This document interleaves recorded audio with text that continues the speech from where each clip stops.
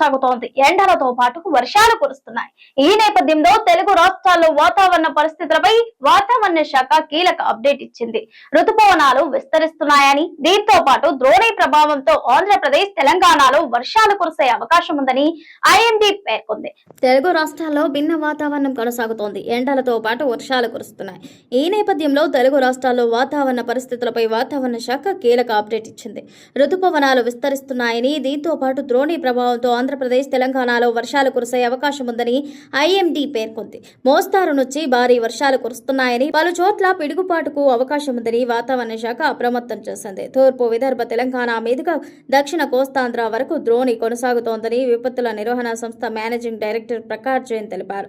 దీని ప్రభావంతో మేఘావృతమైన వాతావరణంతో పాటు మోస్తారు వర్షాలు కురిసే అవకాశం ఉందన్నారు. నేడు కోస్తాంధ్ర జిల్లాలు, చిత్తూరు, తిరుపతి జిల్లాల్లో అక్కడక్కడ తేలికపాటి నుంచి మోస్తారు వర్షాలు కురిసే అవకాశం ఉందని తెలిపారు. అలాగే బాపట్ల, కర్నూలు, నంద్యాల, అనంతపురం, శ్రీ సత్యసాయి, వైఎస్ఆర్ కడప, అన్నమయ్య జిల్లాల్లో కొన్ని ప్రాంతాల్లో పిడుగులతో కూడిన తేలికపాటి వర్షాలు కురిసే అవకాశం ఉందని పేర్కొన్నారు. హైదరాబాద్ వాతావరణ కేంద్రం ప్రకారం తెలంగాణ వ్యాప్తంగా రుతుపవనాలు విస్తరిస్తున్నాయి. 4 రోజుల్లో మరికొన్ని ప్రాంతాలకు రుతుపవనాలు విస్తరిస్తాయని, ఈ క్రమంలోనే తెలంగాణ మీదుగా ఏపీలోని దక్షిణ కోస్తా వరకు ద్రోణి కొనసాగుతోందని తెలిపింది.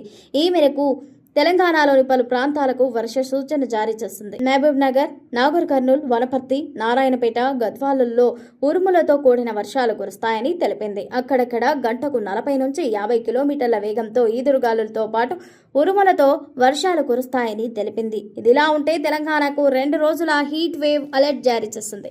42 నుంచి 44 డిగ్రీల వరకు ఉష్ణోగ్రతలు నమోదయ్యే అవకాశం ఉందని 10 జిల్లాలకు హీట్ వేవ్ హెచ్చరిక జారీ చేసింది.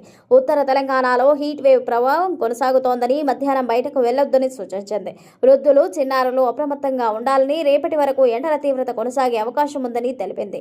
ఈదురుగాలులు, ఉరుములతో వర్షం పడే సమయంలో ప్రజలు చెట్ల కింద, భారీ హోర్డింగ్స్ వద్ద నిలబడొద్దని అధికారులు సూచించారు. వర్షపు గాలుల వల్ల ఎక్కడైనా విద్యుత్ వైర్లు తెగిపడి ఉంటే వాటిని గమనిస్తూ వీలైనంత దూరంగా ఉండాలన్నారు. ఆకాశం మేఘావృతమై ఉరుములు వినిపించిన వెంటనే పొలాల్లో పనిచేసే రైతులు, శ్రామికులు, పశుకాపర్లు మరింత అప్రమత్తంగా ఉండి సురక్షిత ప్రాంతాలకు వెళ్లాలన్నారు.